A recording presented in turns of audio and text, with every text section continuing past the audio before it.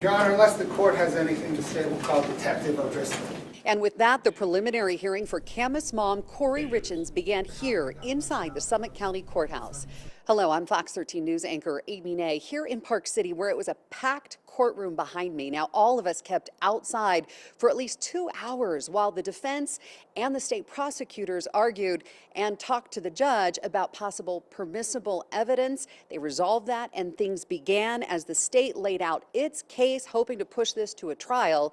The defense, public defenders assigned to Corey Richins in just recent months, had their cross-examination.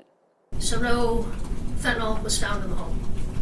Not that I'm aware of. Defense attorney Wendy Lewis asking Summit County Sheriff's Office and lead investigator in the Richins case about the initial search of the home the morning of March 4th, 2022, when Corey called 911 after finding her husband Eric unresponsive. Were there prescription medications taken at that time? I believe so, yes. Part of death investigation is to document and collect prescription medications for the scene. Prosecutors charged Corey with using fentanyl to lace a cocktail she made for Eric, resulting in his death.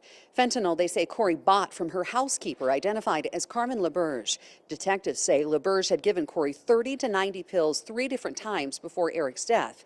Corey's defense asked about LaBerge's felony record, seemingly questioning the validity of her testimony in this case. Isn't it true, Detective, that you went back and spoke with Ms. Lauber and guaranteed her that she would not be charged in any way as connected to Eric Richins' death if she continued to cooperate?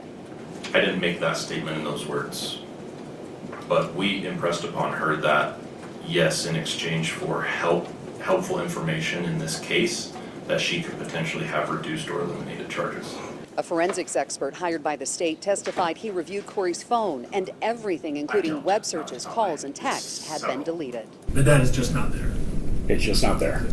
Verizon retains location information within call detail records for 1 year. A Summit County prosecutor asked expert Chris Katradimas how they were able to find much of the evidence, and he explained it came from a call detail record from the service carrier and data from other phones like that of the housekeeper, where they found multiple calls and texts with Corey.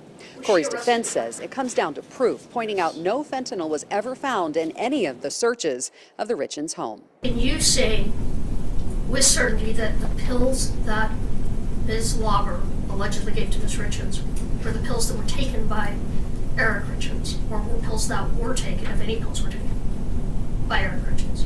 No. Other witnesses, including family members of Eric, also financial experts about a possible motive, and the housekeeper are expected to be called to the stand in this preliminary hearing, which is slated to last 3 days. Reporting in Park City, Amy Nay, Fox 13 News, Utah.